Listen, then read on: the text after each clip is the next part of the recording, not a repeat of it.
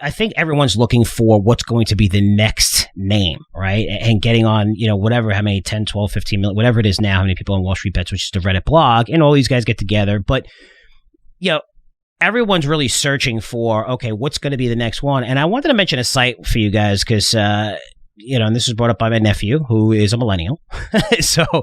I guess he's a millennial, right? So, or X-Gen, right? What is it? What is it called? Gen Z. Yeah. Okay. Gen Z. Yeah. I get mixed up, so I got to get corrected sometimes. Thank you, Erica. But it's, so he's the one that follows blogs, looks at all this stuff. I mean, these people, that's all they do is the YouTube generation. It's cool, but it's called swaggystocks.com. And it's kind of a crappy website the way it's laid out, but it tracks real-time sentiment and Wall Street Bets, its sentiment trends, and, does it all through algos. And it's really cool because I looked at it 2 days ago and I'll bring up a picture here, if you're on our YouTube page, and it had Wendys on there, right? So basically it's tracking the amount of posts, amount of mentions, amount of everything. And then also, ticker sentiment, what they're seeing the most on Wall Street Bets, which, Clover's on there, obviously, clean energy, you're seeing a lot of these names, GameStop, obviously, the Teslas, Tilray, Wendys, all these names, and you see it, they have all charts and figures and stuff. But I thought this was pretty cool to gauge it. And also, you're looking for companies that have high short ratios because the people who take short positions are usually institutions, and they consider that Wall Street. And when you see that, if you get enough people to buy and push this thing up, they're short. In order to get out of position, they have to buy it back. And as it goes higher, their losses are unlimited because it can go to, they shorted it at 10 and go to 20, 50, 100, a million, right? So it's unlimited, where it could just wipe you out. So it's forcing them to cover, which is why you saw GameStop go through the roof, AMC go through the roof, because all the shorts got destroyed. So looking at the short positions too and having that, but Swaggy Stocks was kind of interesting. I thought you guys, I like throwing out some sites and I'm just checking out, looking at it, and also, just running screens and short side and everything because, look, a lot of this is BS. A lot of this is a pump and dump, Daniel, right? We're seeing it, but it's not even like a pump and dump. They're not even dumping it, right? It's more like pumping it and holding on forever, I guess. That's a trend. But when you're seeing gains of 200, 300, 400% in weeks, one, you could just say, wow, those guys are idiots. Or two, you could say, okay, what do I need to do to try to get involved in that? And this is some of the things we're doing in Curzio research, but just looking at, different blogs, different ways that you could look at this. And it's getting to the point where you're seeing a lot of institutions even do that because these moves are major. What is it? AMC $30 billion company? I mean, You're talking about, Dogecoin went to $90 billion.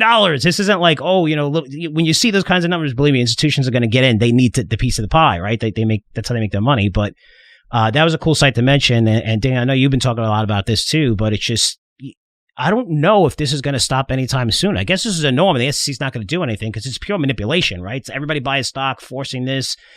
It's crazy. Like if I did it on my end and bought a huge position and then promoted it every place in the world and said, this thing's going to go through the roof, and it went higher and I sold it, the SEC is going to knock on my door. You do it on through this, and I just think the SEC is full asleep at the wheel here, where how long could this continue, where this is 100% manipulation, which is fine. Everybody's making money. That's cool, except for the short sellers. But there's got to be some kind of crackdown in this, right? Well, I hope not. We don't need more regulation to crack things down on this, in my opinion.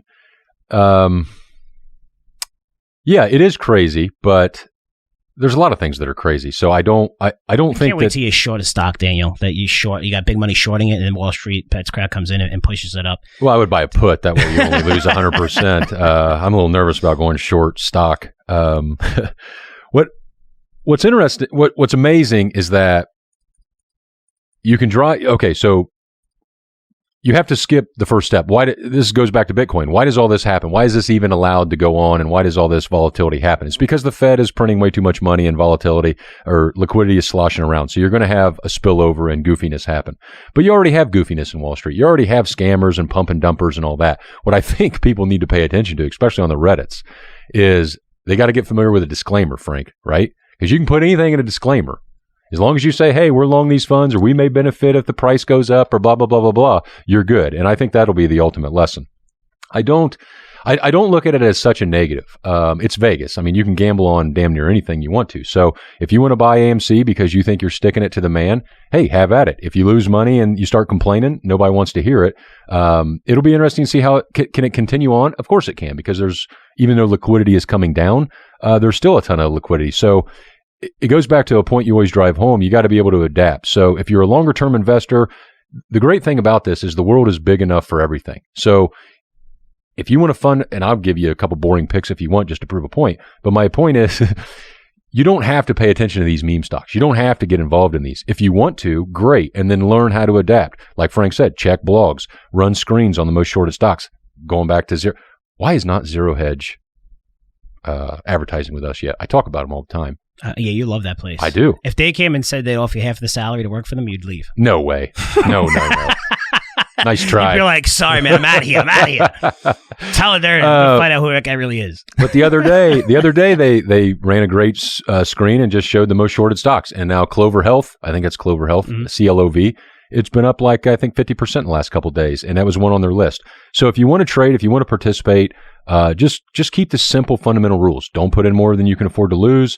Treat it like Vegas, have fun with it.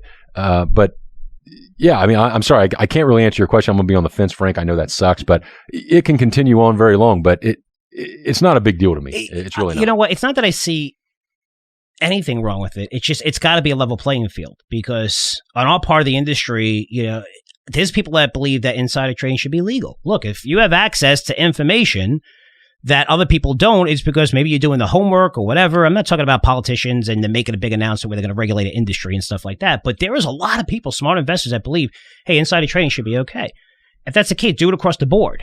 Yeah. But the manipulation has taken place on one end, and the fact that, I mean, short sellers been doing this for a while, but even on the long end, it's either this is the new way of doing business, or you got to regulate it, or and I hate regulation as well, more regulation, right? It's just, but. So that's where I am too. It's not so much what are these guys doing? These guys are crazy. It's I know if I do that on my end, if you do that as a money manager, and really, they're not allowed to pump their companies and go on different places and stuff like that. And I'm talking about market their stock. They can't say, we think our stock is really cheap right now, you should buy it right now. They can't say that, right? But so it should be level, I guess, and that kind of makes sense for me. But you got to pay attention, guys. These gains are amazing.